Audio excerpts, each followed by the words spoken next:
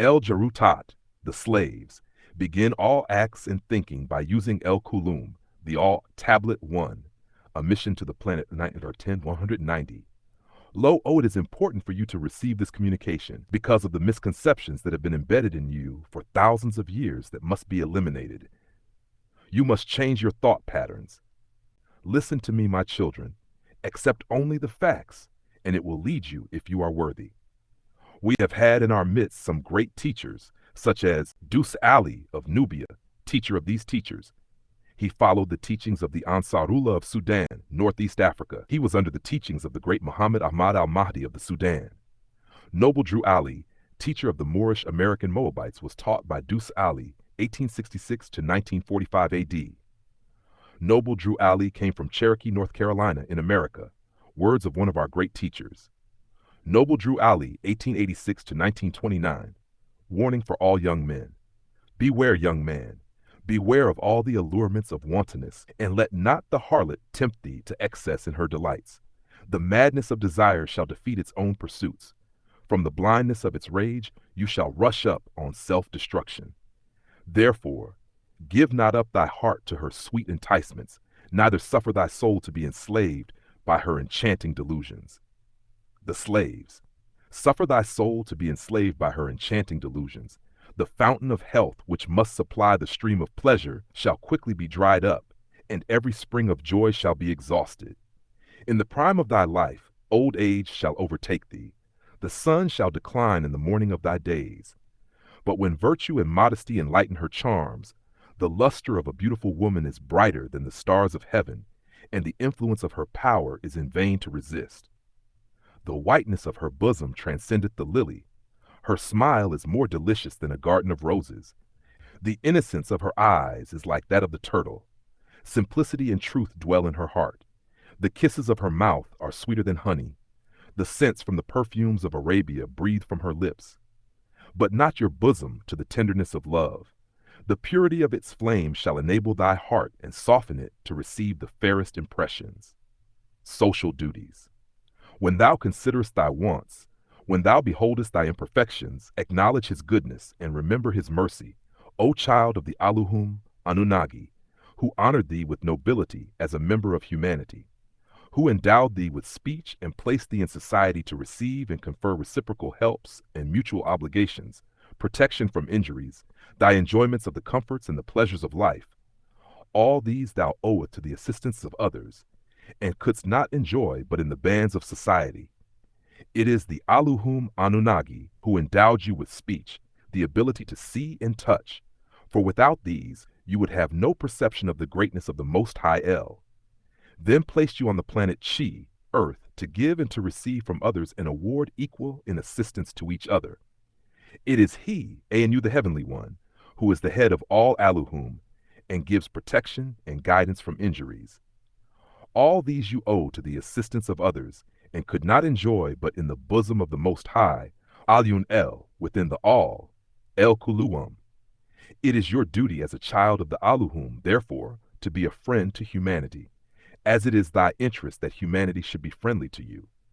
As the rose breatheth sweetness from its own nature, so the heart of a benevolent being produces agreeable works because the inner voice has concern for all and not just thyself.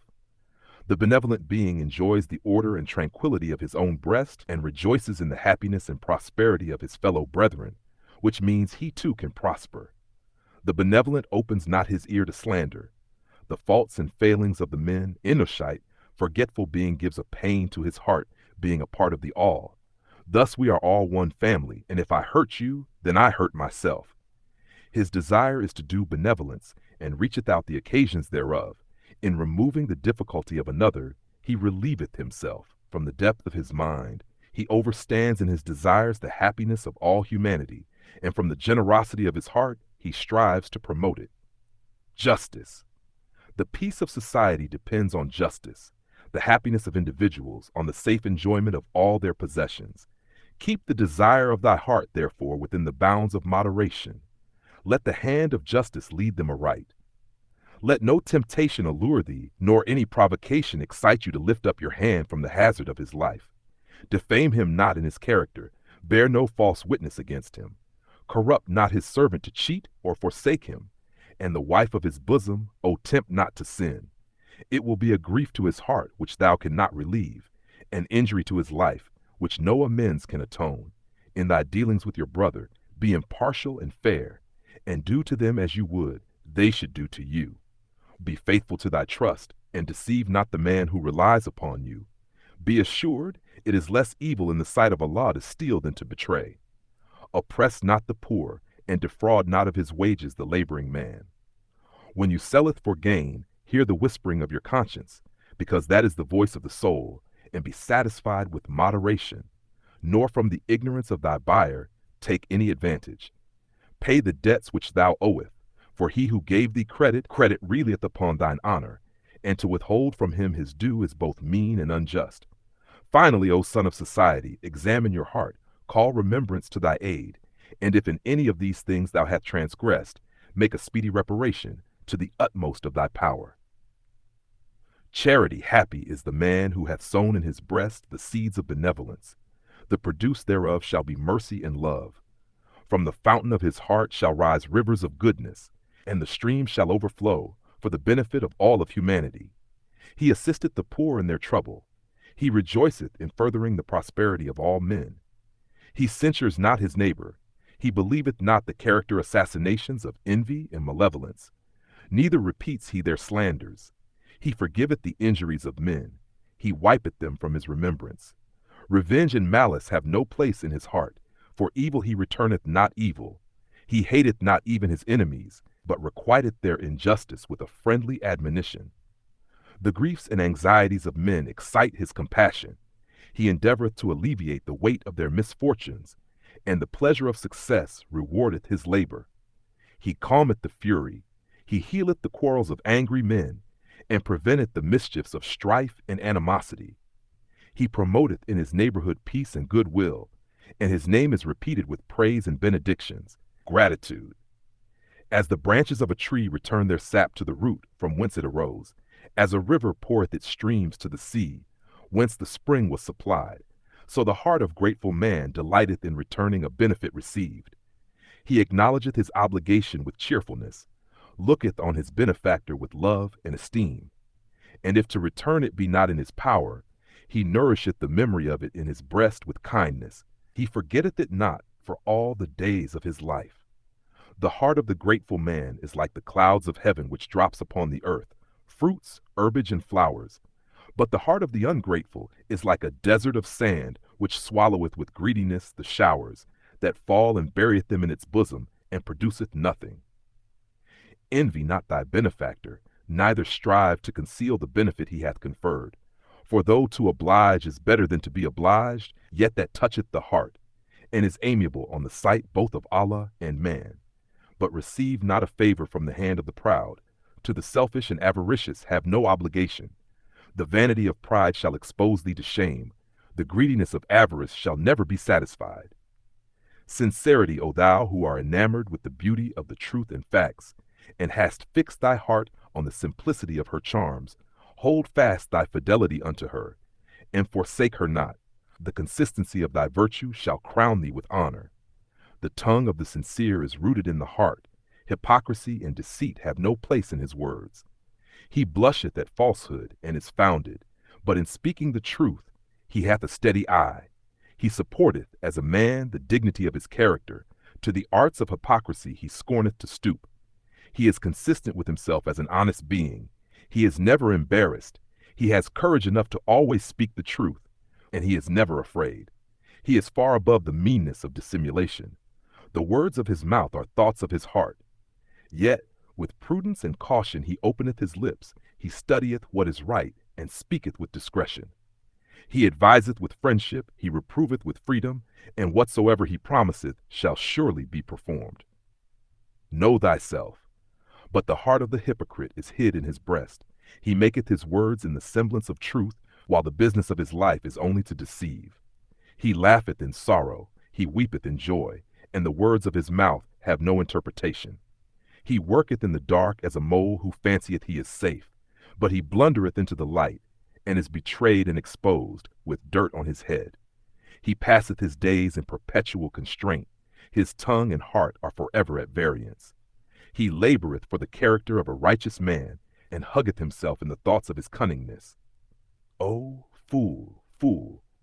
The pains which thou takest to hide what thou art are more than would make thee what thou wouldst seem. And the children of right wisdom shall mock at thy cunning, when in the midst of security thy disguise is stripped off, and the finger of derision shall point you to scorn. Weak and ignorant as thou art, O man, humble as thou oughtest to be, O child of the dust of the ground, wouldst thou raise your thoughts to infinite wisdom? Wouldst thou see omnipotence displayed before thee? Contemplate thine frame. Carefully and wonderfully art thou made. Praise therefore thy Creator with awe, and rejoice before him with reverence. Wherefore of all creatures art thou only erect, but that thou shouldest behold his works? As the laws of nature, you are responsible for your brother's life as well as your own. Tablet 1-3, raised above to give reverence to those who added in your creation. Wherefore is consciousness reposed on thee alone, and whence is it derived to be? It is not in flesh to think, for it is only clay. It is not in bones to reason, for they are but the skeleton of the clay. The lion knoweth not that worms shall eat him. The ox perceiveth not that he is fed for slaughter. Something is added to thee, unlike to what thou seest. Something informs thy clay body that it was created from Adamah, the dust of the ground. This essence of your being is higher than all that is the object of your senses. Behold, what is it? The body remaineth perfect after it is fled. Therefore it is no part of it. It is immaterial as you know it to be. Therefore it is eternal. It is free to act. Therefore it is accountable for its actions, not the body. Knoweth the ass the use of food, because his teeth mow down the herbage? Or standeth the crocodile erect, although his backbone is as straight as thine? Allah formed thee as he formed these. After them all were thou created. Superiority and command were given thee over all, and of his own breath did he communicate to thee the principle of knowledge. Know thyself and the pride of his creation, the line uniting divinity and matter. Behold a part of Allah himself within thee. Remember thine own dignity, nor dare descend to evil or to meanness. Who planted the terror in the tail of the serpents? Who clothed the neck of the horse with thunder? Even he who hath instructed thee to crush the one under thigh, and to tame the other to thy purpose. The breath of heaven. The breath of heaven, vaunt not thy body, because it was first formed, nor of thy brain, because therein thy soul resideth. Is not the master of the house more honorable than its walls? The ground must be prepared before the corn may be planted. The potter must build his furnace before he can make his porcelain. As the breath of heaven saveth unto the waters of the deep. This way shall thy billows roll, and no other. Thus high, and no higher shall they raise their fury. So let thy spirit, O man, actuate and to direct thy flesh. So let it repress its wilderness. Thy body is as the globe of the earth, to thy bones the pillars that sustain it on its basis. As the ocean gives rise to springs, whose water return again into its bosom through the rivers, so runneth thy life from thy outwards, and so runneth it into its place again. Do not both retain their course forever? Behold, the same Allah ordained them. Is not thy nose the channel to perfumes, thy mouth the path to delicacies? Are not thine eyes the sentinels that are on watch? Yet how often that are on watch?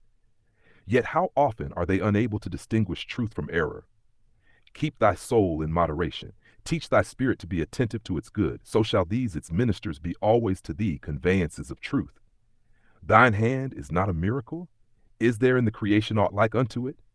Wherefore was it given to thee, but that you might stretch it out to the assistance of your brother? Why of all things living are thy alone made capable of blushing? The world shall read thy shame upon thy face, therefore do nothing shameful. The instability of man, fear and dismay which robs your countenance of its ruddy splendor, avoid guilt, and thou shalt know that fear is beneath thee, and that dismay is unmanly. Wherefore to thee alone speak shadows in the vision of the pillows. Reverence them, for know that dreams are from on high, Ilium. Thou man alone canst speak. Wonder at thy glorious prerogative, and pay to him who gave to thee a rational and welcome praise, teaching your children wisdom, instructing the offspring of thy loins in piety. Inconstancy is powerful in the heart of man. Intemperance swayeth it, whither it will. Despair engrosses much of it, and fear proclaimeth, Behold, I will sit unrivaled therein. But vanity is beyond them all. Weep not therefore at the calamities of human state, rather laugh at its follies. In the hands of the one addicted to vanity, life then is but the shadow of a dream. The hero, the most renowned of human character, what is he but the bubble of his weakness? The public is unstable and ungrateful. Why should the man of wisdom endanger himself for fools? The man who neglecteth his present concerns to revolve how he will behave when greater, feedeth himself with wind, while his bread is eaten by another. Act as becometh thee in thy present station, and in more exalted ones thy face shall not be ashamed. What blindeth the eye, or what hideth the heart of a man from himself like vanity? Lo, when thou seest not thyself, then others discover thee most plainly. The heart of the vain is troubled, while it seemeth content. His cares are greater than his pleasures. His solitude cannot rest his bones. The grave is not deep enough to hide it. He extendeth his thoughts beyond his being. He bespeaketh praise, to be paid when he is gone, but whosoever promiseth it deceiveth him. As the man who engageth his wife to remain in widowhood, that she disturb not his soul, so is he who expecteth that his praise shall reach his ears beneath the earth, or cherish his heart in its shroud. Do well whilst thou livest, but regard not what is said of it. Content thyself with deserving praise, and thy posterity shall rejoice in hearing it. As the butterfly who seeth not his own colors, as the jasmine which feeleth not the scent it casteth around it, so is the man who appeareth gay, and biddeth others to take note of it. To what purpose, saith he, is my vesture of gold? To what end are my tables filled with dainties? If no eye gaze upon them, if the world knows it not. Give thy raiment to the naked, and thy food unto the hungry. So shalt thou be praised, and feel that thou deservest it. Why bestowest thou in every man the flattery of unmeaning words? Thou knowest, when returned thee, thou regardest it not. He knoweth he lieth unto thee, yet he knoweth you will thank him for it. Speak in sincerity, and thou wilt hear with instruction. The vain delighteth to speak of himself, but he seeth not that others like not to hear him. If he hath done anything worth praise, if he possesseth that which is worthy of admiration, his joy is to proclaim it. Right column. His pride to hear it reported. The desire of such a man defeateth itself. Men say not, Behold, he hath done it, or See, he possesseth it, but mark how proud he is of it. The heart of man cannot attend at once to too many things. He who fixeth his soul on show loseth reality. He pursueth bubbles which break in their flight, while he treads to earth what would be honor. Inconsistency. Nature urgeth you to inconsistency, O man. Therefore guard thyself at all times against it. Thou art from the womb of thy mother various and wavering. From the loins of thy father inheritest thou instability. How then shalt thou be firm? Those who gave thee a body furnished it with weakness, but he who gave thee a soul armed thee with resolution. Employ it, and thou art wise. Be wise, and thou art happy. Let him who doeth well beware how he boasteth of it, for rarely is it of his own will. Is not the event of an impulse, from without born of uncertainty, enforced by accidents, dependent on someone else's? To thee and to accident is due the praise. Beware of irresolution in the intent of your actions. Beware of instability in the execution. So shalt thou triumph over two failings of thy nature. What reproacheth reason more than to act contraries? What can suppress the tendencies to these, but firmness of mind? The inconstant feeleth that he changeth, but he knoweth not why. He seeth that he escapeth from himself, but he perceiveth not how. Page 134, Chapter 2, El Jarutat, the slaves. Tablet 1-3, left column. Establish unto thyself principles of action, and see that thou ever act according to them. So shall thy passions have no rule over thee. So shall your constancy ensure unto thee the good thou possesseth, and drive from thy door misfortune. Anxiety and disappointment shall be strangers to thy gates. Suspect not evil in anyone until thou seeth it. When thou seest, forget it not. Whoso hath been an enemy cannot be a friend, for a man mendeth not his faults. How should his actions be right who hath no rule over his life? Nothing can be just which proceedeth not from reason. The inconstant hath no peace in his soul, neither can he be at ease with whom he concerns himself with. His life is unequal, his motions are irregular, his soul changeth with the weather. Today he loveth thee, tomorrow thou art detested by him. And why? Himself knoweth not wherefore he now hateth. Today he is the tyrant, tomorrow thou servant is less humble. And why? He who is arrogant without power will be servile while there is no subjection. Today he is profuse, tomorrow he grudgeth unto his mouth that which it should eat. Thus is with him who knoweth not moderation. Who shall say of the chameleon, he is black, when the moment after the verdure of the grass overspreadeth him? Who shall say of the inconstant, he is joyful, when his next breath shall be spent in sighing? What is the life of such a man but the phantom of a dreamed column? In the morning he riseth happy, at noon he is on rake. This hour he is God, the next below a worm. One moment he laugheth, the next he weepeth. He now willeth, in an instant he willeth not. In another he knoweth not whether he wills or not. Yet neither ease nor pain have fixed themselves on him. Neither is he waxed greater or become less. Neither hath he had cause for laughter, nor reason for his sorrow. Therefore none of them abide with him. The happiness of the inconstant is as a palace built on the surface of the sand. The blowing of the wind carrieth away its foundation. What wonder then that it falleth? But what exalted form is this, that hitherward directs its uninterrupted course, whose foot is on earth, whose head is above the clouds? On his brow sitteth majesty, steadiness is in port, and in his heart reigns tranquillity. Though obstacles appear in his way, he condescends not to look down upon them. Though heaven and earth oppose his passage, he proceedeth. The mountains sink beneath his tread. The waters of the ocean are dried up under the sole of his foot. The tiger throweth herself across his way in vain. The spots of the leopard glow against him unregarded. He marcheth through the embattled legions. With his hands he putteth aside the terrors of death. Storms roar against his shoulders, but are not able to shake them. The thunder bursteth over his head in vain. Page 135. Chapter 2. The Slaves. Tablet 1-3, left column. Lightning serveth but to show the glories of his countenance. His name is resolution. He cometh from the utmost part of the earth. He seeth happiness afar off before him. His eye discovereth her temple beyond the limits of the pole. He walketh up to it. He entereth boldly, and remaineth there forever. Establish thy heart, O man, in that which is right, and then know, the greatest of human is to be immutable. Vain and inconstant as thou art, O child of imperfection, how can you be weak? Is not inconstancy connected with frailty? Can there be vanity without infirmity? Avoid the danger off the one, and thou shalt escape the mischiefs of the other. Wherein art thou most weak?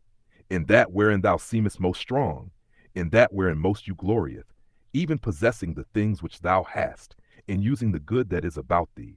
Art not thy desires also frail? Or knoweth you even what it is thou wouldst wish? When thou hast obtained what most thou soughtest after, behold, it contenteth thee not. Wherefore loseth the pleasure that is before thee its relish? And why appeareth that which is yet to come the sweeter? Because thou art wearied with the good of this, because thou knowest not the evil of that which is not with thee. Know that to be content is to be happy. Could you choose for thyself? Would your Creator lay before thee all that your heart could ask for? Would happiness then remain with you, or would joy always dwell in your gates? Alas, thy weakness forbiddeth it. Thy infirmity declareth against it. Variety is to thee in the place of pleasure, but that ash right column which permanently delighteth must be permanent. When that is gone, you repenteth the loss of it, though, while it was with you, you despise it. That which succeedeth it hath no more pleasure to thee, and thou afterwards quarrelest with yourself for preferring it. Behold the only circumstance in which thou arrest not. Is there anything in which thy weakness appeareth more than in desiring things? It is the possessing and in the using of them. Good things cease to be good in our enjoyment of them. What nature meant pure sweets are sources of bitterness to us. From our delights arise pain, from our joys, sorrow. Be moderate in the enjoyment, and it shall remain on your possession. Let your joy be found in reason, and to its end shall sorrow be a stranger. The delights of love are ushered by sighs, and they terminate in languishment and dejection. The objects you burneth for nauseates with safety, beyond compare. And no sooner hast thou possessed it, but thou art weary of its presence. Join esteem to thy admiration, unite friendship with the love. So shalt thou find in the end content so absolute that it surpasseth raptures, tranquility more worth than ecstasy. Allah hath given thee no benevolence without its admixture of malevolence, but he has given you also the means of throwing off the malevolence from it. As joy is not without its alloy of pain, so neither is sorrow without its portion of pleasure. Joy and grief, though unlike, are united. Our own choice only can give them to us. Page 130, page 136. Chapter 2, El Jarutat, the slaves. Tablet 1-3, left column entirely. Melancholy itself often giveth delight, and the extremity of joys are mingled with tears. The best things in the hands of a fool may be turned to his destruction, and out of the worst the wise will find means of good. So blended is weakness in thy nature, O man, that thou hast not strength either to be benevolent or agreeable, nor to be malevolent or disagreeable entirely, but both because you possess both natures. Rejoice that thou canst not excel in evil, and let the good that is within thy reach content thee. The virtues are allotted to various stations. Seek not after impossibilities, nor grieve that thou canst not possess them all. Wouldst thou at once have the liberality of the rich and the contentment of the poor? Shall the wife of thy bosom be despised because she showeth not the virtues of a widow? If thy father sink before thee in the divisions of thy country, can at once thy justice destroy him, and thy duty save his life? If you behold your brother in the agonies of slow death, is it not mercy to put a period to his life? And is it not also death to be his murderer? Truth is but one. Thy doubts are of thine own raising. He who made virtues what they are planted in thee a knowledge of their preeminence. Act as thy soul dictates to thee, and the end shall always be right. Knowledge. If there is anything lovely, if there is anything desirable, if there is anything within the reach of man that is worthy of praise, is it not knowledge? And yet who is it that hath right column attaineth it? The statesman proclaimeth that he hath it. The ruler of the people claimeth the praise of it, but findeth the subject that he possesseth it? Evil is not requisite to man, neither can vice be necessary to be tolerated. Yet, how many crimes are committed by the decree of the council? But be wise, O ruler, and learn, O thou that commandeth the nations. One crime authorized by you is worse than the escape of 10 from punishment. When the people are numerous, when thy sons increase about your table, sendeth not them out not to slay the innocent, and to fall before the sword of him whom they have not offended? If the objects of thy desire demanding the lives of 1,000, saith thou art not, I will have it. Surely thou forgettest that he who created thee created also these, and that their blood is as rich as thine. Sayest thou that justice cannot be executed without wrong? Surely thine own words condemn thee, thou who flattereth with false hopes the criminal that he may confess his guilt. Art not thou unto him a criminal? Or art thou guiltless because he cannot punish it? When thou commandest to torture him whom is but suspected of ill, darest thou to remember that thou mayest rack the innocent? Is thy purpose answered by the event? Is thy soul satisfied with his confession? Pain will enforce him to say what is not as easy as what is, and anguish has caused innocence to accuse herself. That thou mayest not kill him without cause, thou doest worse than kill him. That thou mayest prove if he be guilty. Page 137. Chapter 2. El Jarutat, the slaves. Tablet 1 destroyeth him innocently. O blindness to all truth! O insufficience of the wisdom of the wise! Know, when thy judge shall bid thee account for this, thou shalt wish 10,000 guilty to have gone free, rather than one innocent to stand forth against thee. Insufficient as thou art to the maintenance of justice, how shall you arrive at the knowledge of truth? How shalt thou ascend to the footstep of her throne? As the owl is blinded by radiance of the sun, so shall the brightness of her dazzle you in your approaches. If thou would mount onto her throne, first bow yourself at her footstool. If thou would strive at the knowledge of her, first inform yourself of your own ignorance. More worthy is she than pearls, therefore seek her carefully. The emerald and the sapphire and the ruby are as dirt beneath her feet. Therefore pursue her manfully. The way to her labor, attention, is the pilot that must conduct you into her port. But weary not on the way, for when you arrived at her, toil shall be to you for pleasure. Say not unto yourself, Behold, truth breedeth hatred, and I will avoid it. Dissimulation raiseth friends, and I will follow it. Are not the enemies made by truth better than friends obtained by flattery? Naturally doth man desire the truth, yet when it is before him he will not apprehend it. And if he will not apprehend it, and it forces itself upon him, he is not right column offended at all. The fault is not in truth, for that is amiable, but the weakness of man bears not its splendor. Would you see your insufficiencies more plainly? View at you devotions. To what end was religion instituted, but to teach thee your infirmities, to remind you of your weakness, to show you that from heaven alone are you dust? Doth it not remind you that you are dust? Doth it not tell you that you are ashes? And behold, repentance, is it not frailty? When thou givest an oath, when you swear you will not deceive, behold, it spreads shame upon your face, and repentance may be forgotten. Learn to be honest, and oaths are necessary. The shorter follies are, the better. Say not therefore to another with boldness. He that beareth his own faults with patience shall reprove another with boldness. He that giveth a denial with reason shall suffer a repulse with moderation thyself. I will not play the fool by halves. The tender of heart is turned from his purpose by supplications. The proud is rendered more obstinate by entreaty. But to be just thou must hear without passions. Misery, feeble and insufficient as thou art, O man in good, frail and inconstant as thou art in pleasure, yet there is a thing in which thou art strong and unshaken. Its name is misery. It is the character of thy being, the prerogative of thy nature, in thy breast. Chapter 2, El Yarutat the slaves. Tablet 1-3, left column alone it resideth, without thee there is nothing of it. And behold, what is its source, but your own passions? He who gave thee these also reason to subdue them. Exert it, and thou shalt trample them under your feet. Thine entrance to the world, is it not shameful? Thy destruction is not glorious. Lo, men adorn the instruments of death with gold and gems, and wear them above their garments. He who begetteth a man hideth his face, but he who killeth 1,000 is honored. That in his is error. Know thou, notwithstanding, custom cannot alter the nature of truth, neither can the opinion of man destroy justice. The glory and the shame are misplaced. There is but one way for a man to be produced. There are 1,000 by which he may be destroyed. There is no praise or honor to him who giveth being to another, but triumphs and empires are the rewards of murder. Yet he who hath many children hath as many blessings, and he who hath taken away the life of another shall not enjoy his own. While the savage curseth the birth of his son, and blesseth the death of his father, doth he not call himself a monster? The greatest of all human ills is sorrow. Too much of this thou art born unto.